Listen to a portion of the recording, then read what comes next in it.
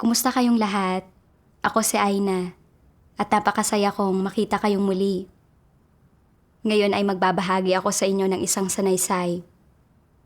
Mula sa murang edad, hinangad na ni Suen ang pagiging isang doktor. Naakit siya sa posibilidad ng mataas na sahod at paggalang ng kanyang mga katrabaho. Pagkatapos ng maraming taon ng pagsusumikap, sa wakas ay natupad niya ang kanyang mga pangarap at siya ay naging isang doktor. Nang maglaon, matapos tanggapin ang gawain ng Diyos sa mga huling araw, sinimulan niyang gampanan ang kanyang tungkulin sa iglesia bilang isang leader. Dahil hindi niya kayang bitiwan ang klinika niya, madalas na hindi siya makapag-focus sa kanyang tungkulin at naging pabasta-basta, na nagresulta sa pagiging hindi epektibo ng kanyang gawain at humantong sa pagkakatanggal sa kanya. Sa pamamagitan ng pagbabasa ng mga salita ng Diyos, anong kaalaman sa kanyang sarili ang nakuha niya? Sabay-sabay nating pakinggan ang kanyang karanasan. Noong kabataan ko, madalas na mababa ang tingin sa pamilya namin dahil kakaunti lang kami magkakapatid. Noong panahong iyon, madalas sabihin sa akin ng mga magulang ko na ang pinakamaganda at pinakamatatag na trabaho ay pagiging doktor. Hindi lang mataas ang sahod, nirerespeto rin sila. Tuwing may dumarating na doktor sa lugar namin, laging mainit ang pagtanggap sa kanila at pinapakitaan sila ng pinakamataas na paggalang. May malalim akong paghanga at inggit sa mga doktor na iyon at sinabi ko sa sarili ko na kailangan ko magsikap para maging doktor din ako balang araw para maipagmalaki at igalang ako sa lugar namin. Pagkatapos nito, pinagbuti ko talagang pag-aaral ko. Hindi naman nasayang ang pagsisikap ko nang makapasa ako sa probinsyal na akademya ng Chinese medicine. Nang magtapos ako, nagtrabaho ako bilang doktor sa ospital ng probinsya, gaya ng pinangarap ko. Mula noon, parang nakaangat na ako sa buhay. Hindi lang dahil sa magandang sahod, kundi kinainggitan at hinangaan ako ng mga kakilala ko. At tuwing may sakit ang mga kaibigan, kamag-anak at kakilala ko, nilalapitan nila ako. At kapag umuwi ako sa lugar namin, mainit at magalang ang kanilang pagtanggap sa akin. Naipagmalaki rin ito ng aking mga magulang. Ikinatuwa ko talaga ang respetong natanggap ko at pinataas nito ang aking banidad. Pakiramdam ko, sa wakas ay nagbunga na ang lahat ng sakripisyo ko. Habang nadaragdagan ang karanasan ko, marami akong nakilalang mayayaman at kilalang mga tao na nagkaroon ng iba't ibang karamdaman na nagdulot sa kanila ng matinding paghihirap. Ilan sa kanila ang nagkaroon ng malubha at matinding mga sakit, pero walang magawa ang mga doktor habang namamatay sila. Hindi ko maiwasang maisip na marupok lang ang buhay natin at wala tayong laban sa kamatayan. Nagbigay ito sa akin ng pakiramdam ng kawalan sa aspektong espiritual. Nagsimula akong mag-isip kung ano ang halaga ng buhay at kung para saan ako nabubuhay. Sa pagtatapos ng 1998, marami ang umalis sa mga pampublikong ospital at nagtayo ng mga pribadong klinika. Iniisip ko, kung hindi ako aalis sa ospital, mananatiling ganoon lang ang sahod ko. Kaya, kung gusto kong umangat at kumita ng mas malaki, dapat na ako mismo ang amo ko. Kaya umalis ako sa ospital at nagbukas ng sarili kong klinika. Pagkatapos, noong 2000, napakinggan ko ang ebanghelyo ng makapangyarihang Diyos sa mga huling araw. Nakita kong sinabi ng Diyos na ang kapalaran ng tao ay nasa kontrol ng mga kamay ng Diyos. Ikaw ay walang kakayahang kontrolin ang iyong sarili. Kahit na parating nagmamadali at nag-aabala ang tao para sa kanyang sarili, nananatili siyang walang kakayahan na kontrolin ang kanyang sarili. Kung kaya mong malaman ang iyong mga sariling hinaharap, kung makokontrol mo ang iyong sariling kapalaran, isa ka pa rin bang nilikha? Sa pamamagitan ng salita ng Diyos, napagtanto ko na ang buhay at kamatayan ng tao ay nasa kamay ng Diyos. At walang sino man ang may kontrol sa sarili nilang kapalaran. Sa oras na ubos na ang mga taong ibinigay ng Diyos sa iyo, hindi mahalaga kung gaanong yaman, kapangyarihan, o impluwensya ang taglay mo. Sa pamamagitan ng pagkain at pag-inom sa mga salita ng Diyos at pamumuhay ng buhay iglesia, napagtanto ko rin na hindi lamang material na bagay, mataas na katayuan, at kasiyahan ng laman ang dapat kong hangarin. Ang pinakamahalaga ay ang tuparin ko ang aking tungkulin bilang isang nilikha, at hangarin ang katotohanan, ang pag-iipon ng mabubuting gawa, at ang pagtatamo ng kaligtasan. Kaya, tinanggap ko ang tungkuling kaya kong gampanan sa iglesia. Nakikipagtipon at nakikipagbahaginan ako tungkol sa mga salita ng Diyos kasama ang mga kapatid. At nagiging buo at masaya ako. Noong una, maliit na grupo lang ang pinangungunahan kong magtipon at hindi pa ganoon kaabala. Kalaunan, napili akong maglingkod bilang isang leader sa iglesia. Alam kong pagtataas ito ng Diyos at ibinigay niya sa akin ang pagkakataong ito na makatanggap ng pagsasanay at makamit ang katotohanan. Nagtamasa ako ng napakaraming salita ng Diyos. Kaya dapat akong magkaroon ng konsensya at suklian ang pagmamahal ng Diyos. Subalit alam ko rin na kaakibat ng pagiging leader ang maraming trabaho at malaking responsibilidad at kailangan kong ilaan ang buong oras ko. Ibig sabihin nito, hindi ako makakapagtrabaho sa klinika ko. Kalahati ng buhay ko ang ginugol ko para sa trabahong iyon. Kaya nag-alinlangan ako sa prospektong basta na lamang itong isuko. Pinag-isipan ko itong mabuti at lubha akong naguluhan at nahirapan.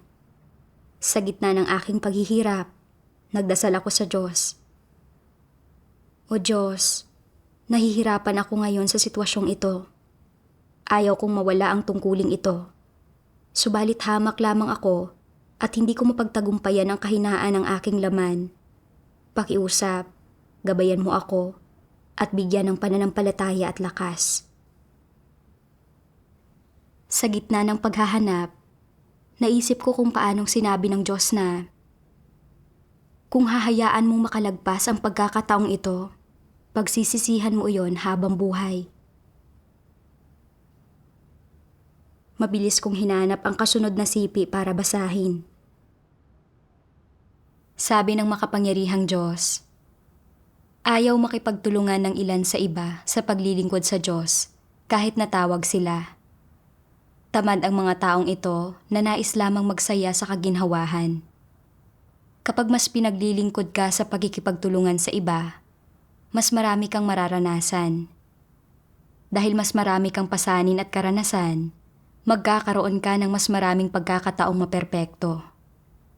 Sa makatuwid, kung kaya mong paglingkuran ng tapat ang Diyos, isa sa isip mo ang pasanin ng Diyos. Dahil dyan, magkakaroon ka ng mas maraming pagkakataong maperpekto ng Diyos. Ang gayong grupo lamang ng mga tao ang kasalukuyang piniperpekto.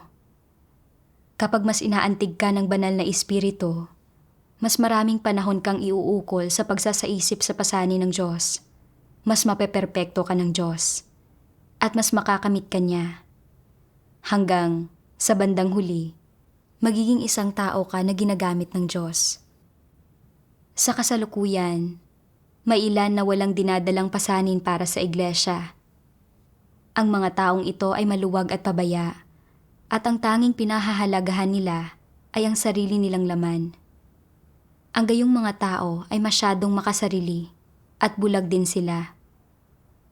Kung hindi malinaw sa iyo ang bagay na ito, hindi ka magdadala ng anumang pasanin. Kapag mas isinasaalang-alang mo ang mga layunin ng Diyos, mas mabigat ang pasaning ipagkakatiwala niya sa iyo. Ang mga makasarili ay ayaw magtiis ng gayong mga bagay. Ayaw nilang bayaran ang halaga at dahil dito, mawawalan sila ng mga pagkakataong maperpekto ng Diyos. Hindi ba nila sinasaktan ang kanilang sarili? Sa gayon, dapat ninyong isaisip ang pasanin ng Diyos ngayon mismo. Hindi ninyo dapat hintaying ihayag ng Diyos ang kanyang matuwid na disposisyon sa buong sangkatauhan bago ninyo isaisip ang pasanin ng Diyos. Hindi ba magiging huli na ang lahat sa oras na iyon? Ngayon ang magandang pagkakataon upang maperpekto ng Diyos.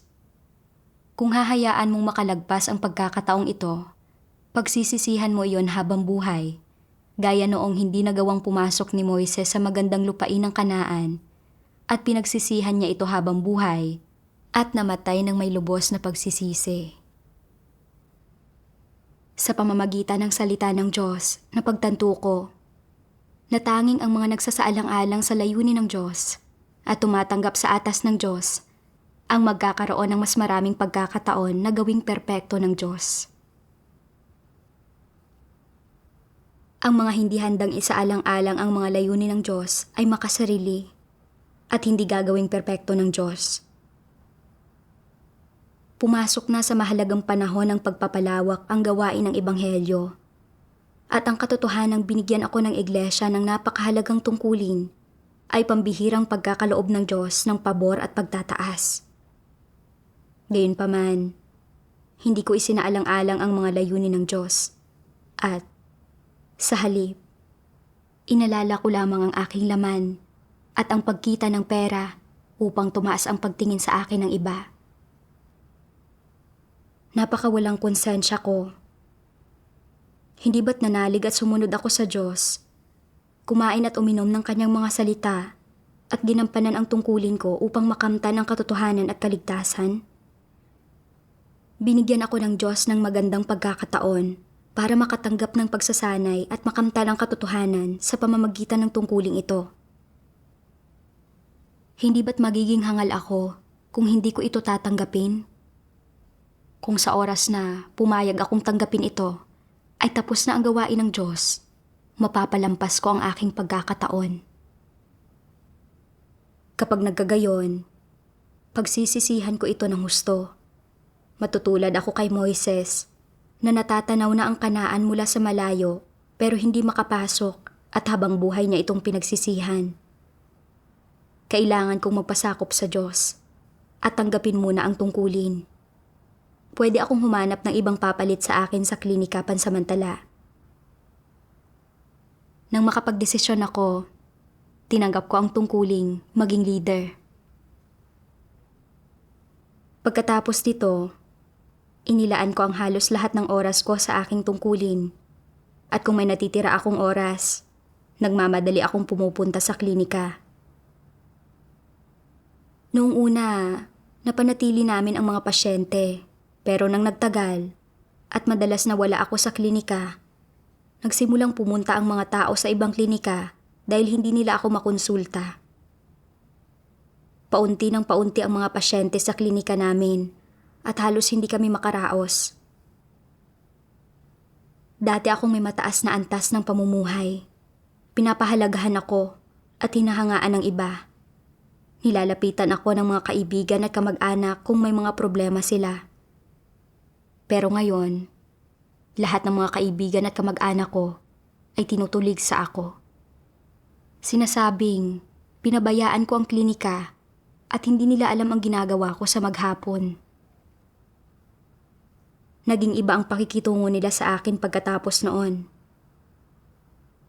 Dahil sa iniisip ko kung gaano ako inirerespeto at hinahangaan noon. At ngayon ay naging sentro ng pangungutya ng lahat. Nakaramdam ako ng pagtatalo ng damdamin. Mahirap ilarawan ang pakiramdam na ito. Inisip ko, hindi sa wala akong kakayanang kumita ng pera, may kakayahan ako. Kaya kung maayos kong mapapangasiwaan ang mga bagay, Tiyak na magkakaroon ako ng maraming pasyente. Muli akong makapamumuhay ng may kaginhawahan sa material na bagay, magtatamo ng respeto at paghanga ng iba, at magkakaroon ng prestihiyosong buhay. Inisip ko rin na hindi pa naman katagalan ang pananalig ko sa Diyos. Mababa lamang ang aking tayog at hindi ko pa masyadong nauunawaan ang katotohanan. Kaya pwede sigurong gumawa ako ng tungkuling angkop lang sa kakayanan ko. Nais kong lumipat sa mas magaan na tungkulin. Para sa ganoon, magkakaroon ako ng mas maraming oras para sa aking trabaho at hindi maaapektuhan ang tungkulin ko o ang klinika.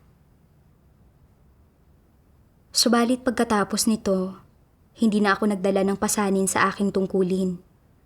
Naging pabaya ako sa tungkulin ko at iniraos ko na lang ang mga pagtitipon.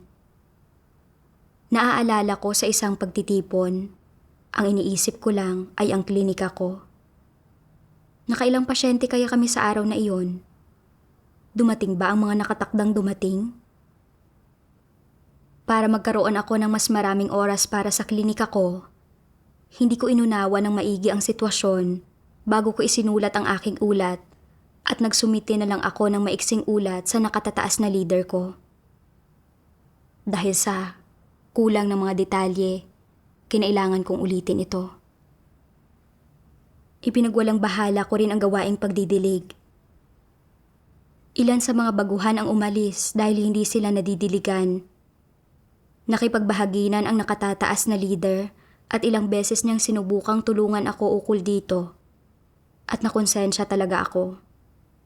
Nagdasal ako sa Diyos ng ilang ulit at nagdesisyon akong maghimagsik laban sa aking laman at gawin ang tungkulin ko ng manghusay.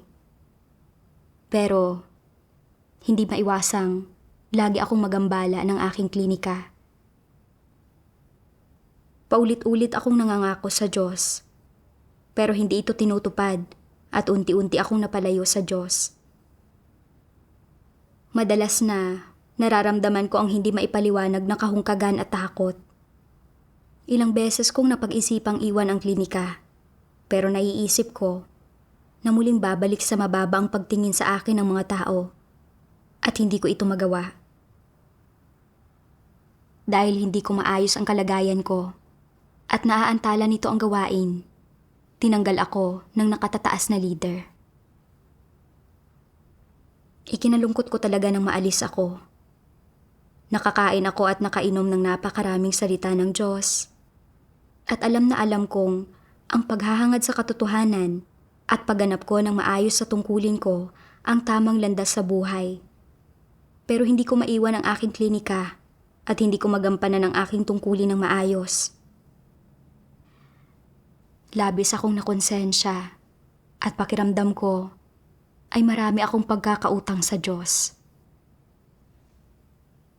Nagdasal ako sa Diyos at sinabing, O Diyos, napakamapaghimagsik ko at ang dami kong pagkakautang sa iyo. O Diyos, sana iligtas mo ako sa pagkakagapo sa kayamanan para magampanan ko ang tungkulin ko at masuklian ko ang iyong pagmamahal. Pagkatapos magdasal, naalala ko ang pamagat ng isang kabanata sa mga salita ng Diyos na, Kanino ka matapat? Tinanong ko ang sarili ko, kanino ako matapat? Matapat ba ako sa Diyos? Pagkatapos ibinasa ko ang isang sipi sa kabanatang ito. Kung maglalatag ako ng kaunting pera sa harap ninyo ngayon mismo at bibigyan kayo ng kalayaang pumili at hindi ko kayo kukundinahin ng dahil sa pinili ninyo, pipiliin ng karamihan sa inyo ang pera at tatalikuran ang katotohanan.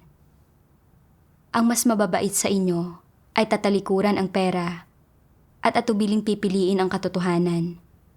Habang yaong mga nag-aalangan ay susunggaban ang pera sa isang kamay at ang katotohanan sa kabilang kamay.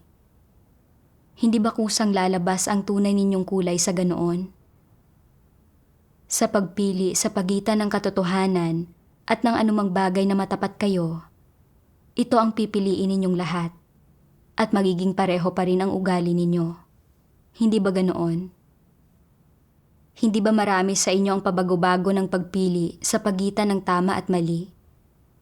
Sa mga paligsahan sa pagitan ng positibo at ng negatibo, ng itim at ng puti, siguradong alam ninyo ang mga pagpiling na gawa ninyo sa pagitan ng pamilya at ng Diyos, ng mga anak at ng Diyos, ng kapayapaan at ng pagkagambala, ng kayamanan at ng kahirapan, ng katayuan at ng pagiging ordinaryo, ng masuportahan at ng maipagtabuyan, at iba pa.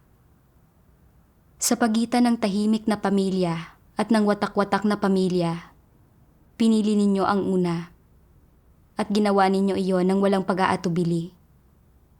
Sa pagitan ng kayamanan at ng tungkulin, muli ninyong pinili ang una, at ayaw pa nga ninyong magbago ng isip. Sa pagitan ng luho at ng kahirapan, pinili ninyo ang una. Sa pagpili sa pagitan ng inyong mga anak at asawa at sa akin, pinili ninyo ang una. At sa pagitan ng kuro-kuro at ng katotohanan, muli ninyong pinili ang una. Nahaharap sa lahat ng klase ng inyong masasamang gawa, talagang nawalan na ako ng tiwala sa inyo. Talagang manghang-mangha ako sa katigasan ng puso ninyo. Mukhang walang anumang idinulot sa akin ang maraming taon ng dedikasyon at pagsisikap, kundi ang inyong pagpapabaya at kawalang pag-asa. Ngunit lumalago ang pag-asa ko para sa inyo sa bawat araw na lumilipas. Dahil ang araw ko ay ganap nang nailantad sa harapan ng lahat.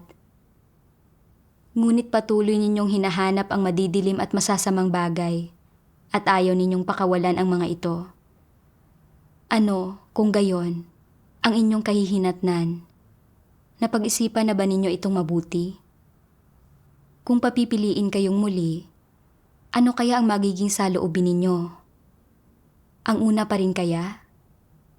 Bibiguin at palulungkutin pa rin kaya ninyo ako ng husto? May kaunting pag-aalab pa rin kaya sa puso ninyo? Hindi pa rin kaya ninyo malalaman kung paano aaliwin ang puso ko? Sa sandaling ito, ano ang pipiliin ninyo? Inaasam ko ring makalimutan ang lahat ng nakaraan ninyo, bagamat napakahirap gawin ito. Gayunman, mayroon akong napakagandang paraan ng paggawa nito. Hayaang palitan ng hinaharap ang nakaraan at iwaksi ang mga alaala ng inyong nakaraan, kapalit ng totoong kayo ngayon. Kaya naman, kailangan ko kayong abalahin na muling pumili. Kanino ba talaga kayo matapat? Labis akong naantig sa mga salita ng Diyos. Inilantad ba ng mga salitang ito ang kasalukuyan kong kalagayan, ang kasalukuyan kong sitwasyon? Malinaw sa akin na bilang mananampalataya, dapat kong hangarin ang katotohanan at tuparin ang aking tungkulin para masiyahan ang Diyos. Subalit, tuwing kailangan kong pumili sa pagitan ng tungkulin ko at ng klinika, ang pamumuhay ng mabuting buhay, pagiging respetado, at iba pang makalamang alalahanin, lagi kong pinipili ang huli.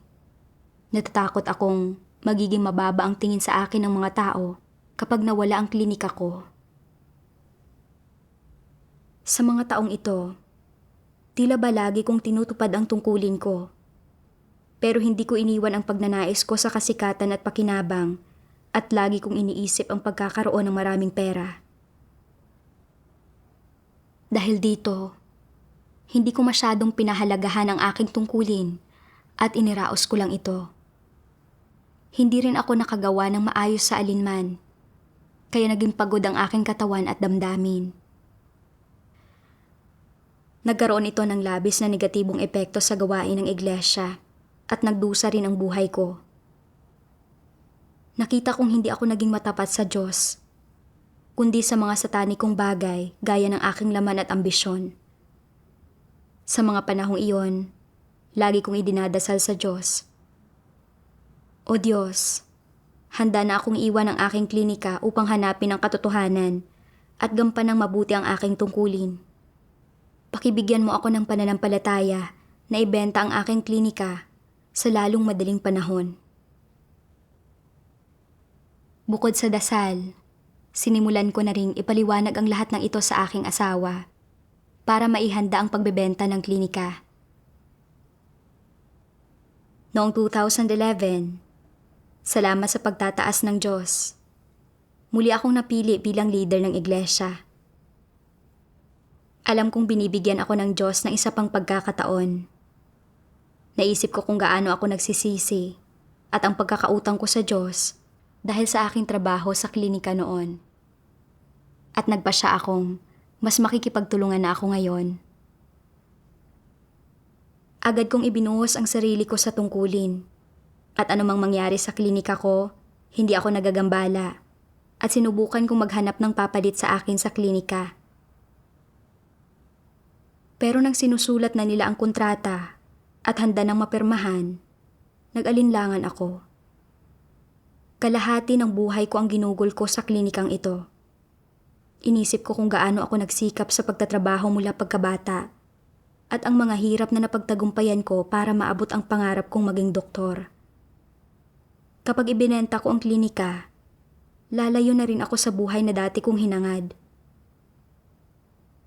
Habang iniisip ko ito, lalo akong nag-aatubiling bitiwan ito. Nakaramdam ako ng matinding kahungkagan sa loob ko. Pagkatapos, ay nakita ko ang sumusunod na mga sipi ng mga salita ng Diyos. Dapat ninyong linawin ang inyong mga isip.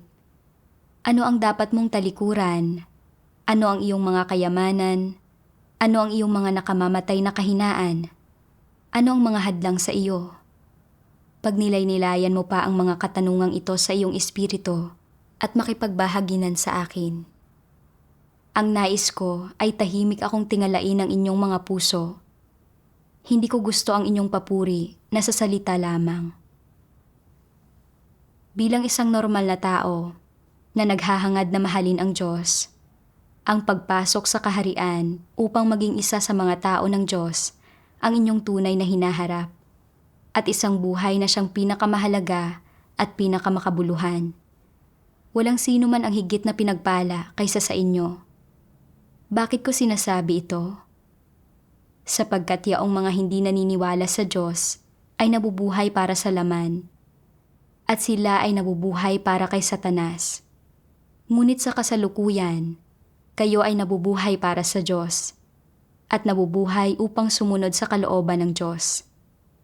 Kaya sinasabi ko na ang inyong mga buhay ang pinakamakabuluhan. Ang grupo lamang ng mga taong ito na pinili ng Diyos ang magagawang isabuhay ang isang buhay na pinakamakabuluhan. Walang sino pa man sa lupa ang magagawang isabuhay ang isang buhay na may gayong halaga at kahulugan.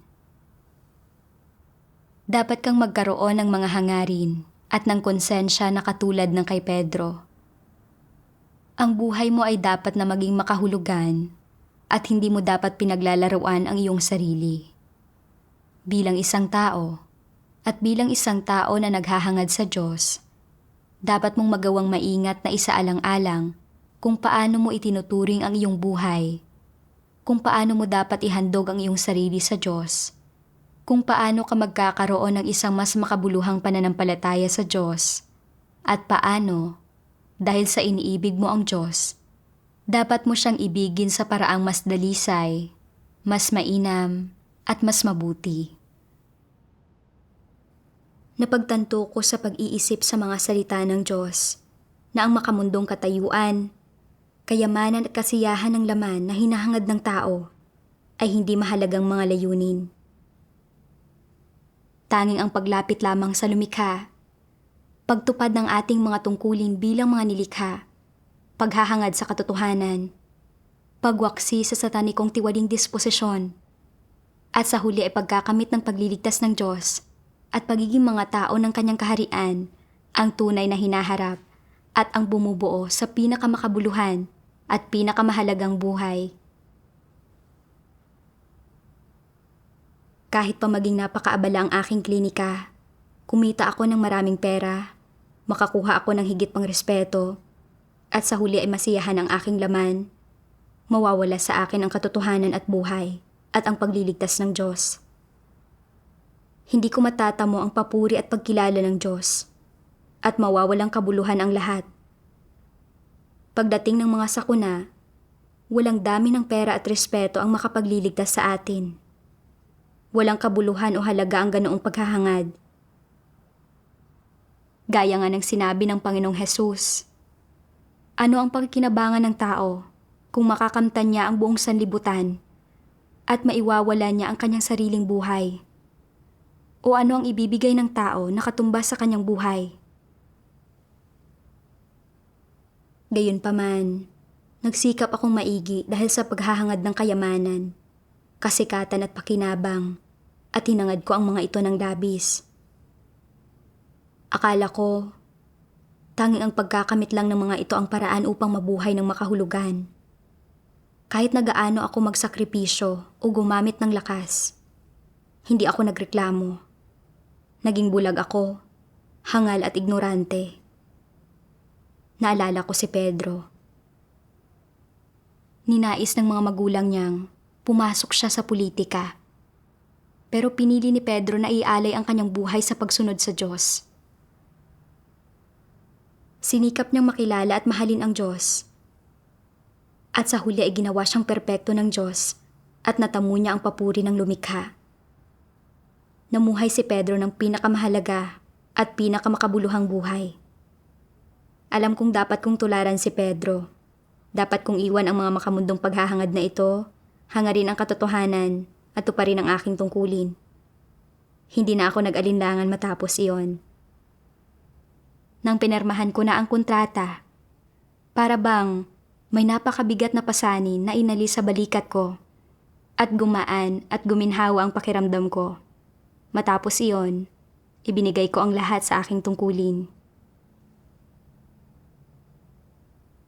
Isang araw noong 2015, isang katrabaho mula sa ospital na dati kong pinagtrabahuhan ang tumawag sa akin. Sabi niya, isang direktor ng pribadong ospital ang magbubukas ng isang nursing home na magiging pinakamahusay sa probinsya at tinanong niya kung gusto kong magtrabaho roon.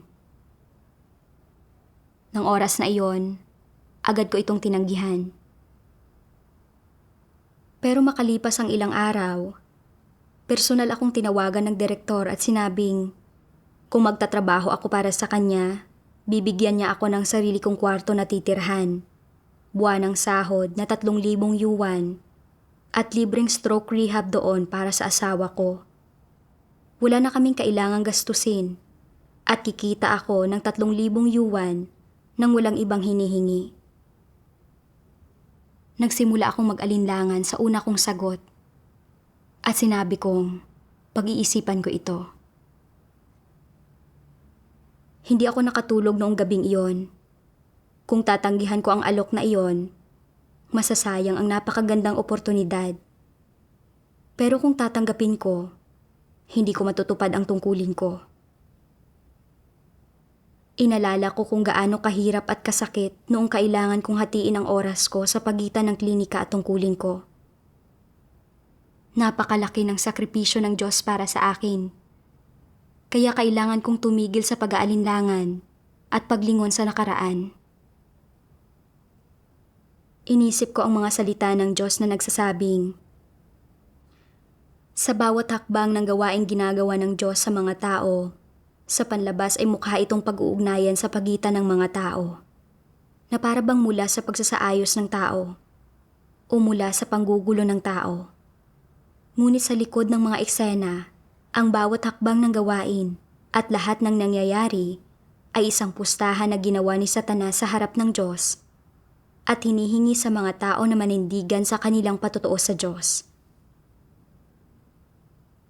Matapos kong pag-isipan ang mga salita ng Diyos, naging malinaw sa akin na ang tila simpleng usapan sa pagitan ng dating magkatrabaho ay isang espiritual na labanan.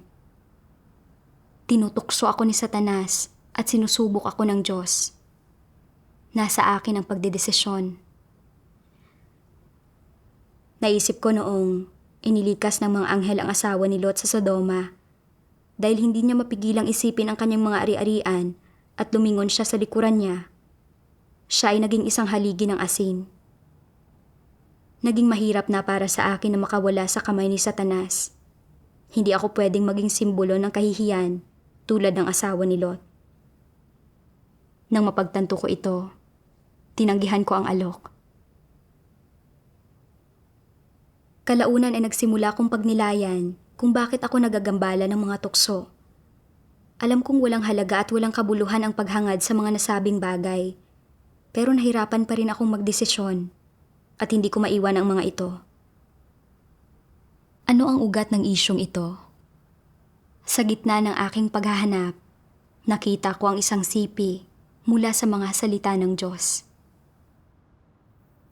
Sa katunayan, gaano man katayog ang mga mithiin ng tao, gaano man kamakatotohanan ang mga pagnanais ng tao, o gaano man maaaring kaangkop ang mga ito, ang lahat ng ninanais matamo ng tao, ang lahat ng hinahanap ng tao, ay pawang nauugnay sa dalawang salita. Ang dalawang salitang ito ay lubhang mahalaga sa buhay ng bawat tao. At ang mga ito ay mga bagay na binabalak na ikintal ni Satanas sa tao. Ano ang dalawang salitang ito? Ang mga ito ay kasikatan at pakinabang. Si Satanas ay gumagamit ng isang napakatusong uri ng paraan. Isang paraang lubos na kaayon ng mga kuro-kuro ng mga tao na hindi naman radikal, kung saan ay nagiging sanhi na walang kamalayang tanggapin ng mga tao ang uri ng pamumuhay nito, ang mga patakaran nito upang mabuhay, at magtatatag ng mga layunin sa buhay at kanilang direksyon sa buhay, at nagkakaroon din sila ng mga ambisyon sa buhay nang hindi namamalayan.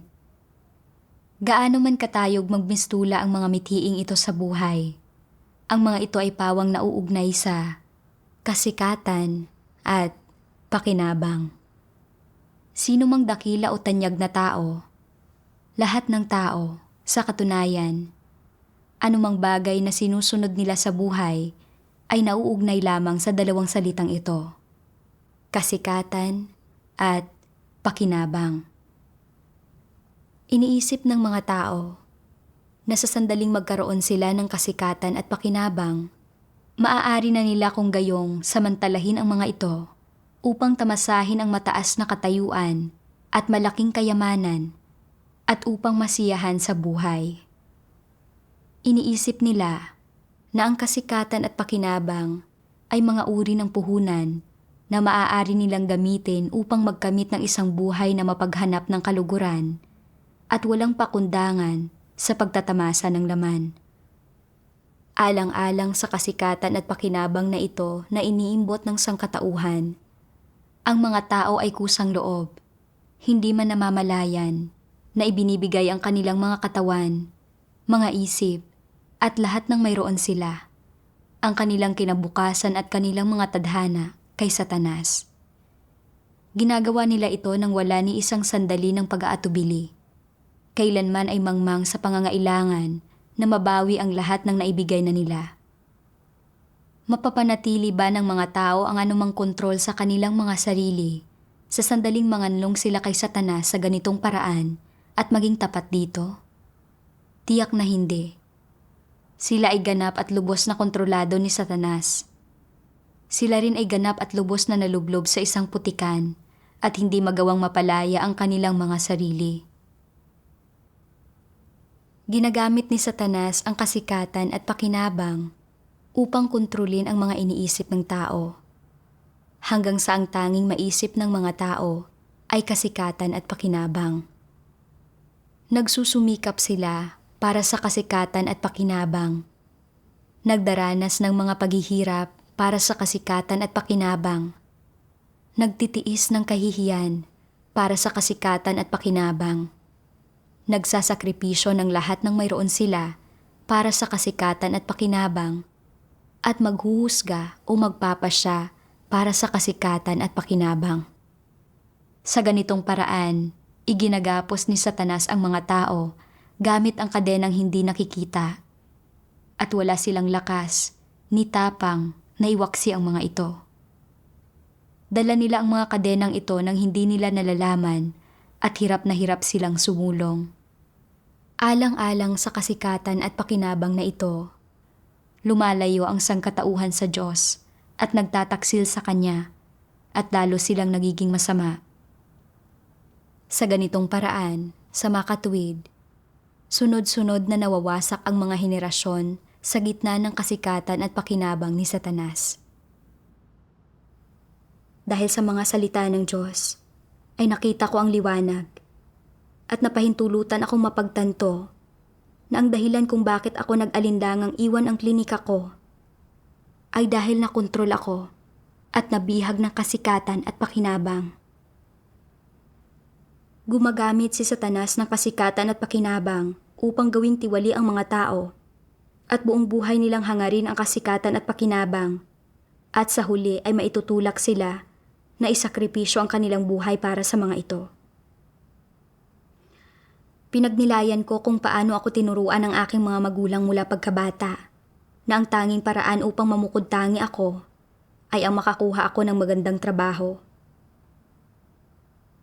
Nang makita kong ang mga doktor ay may maayos at matatag na kita at lubos na iginagalang, naging layunin ko ng maging doktor at walang humpay akong nagtrabaho upang matupad ito.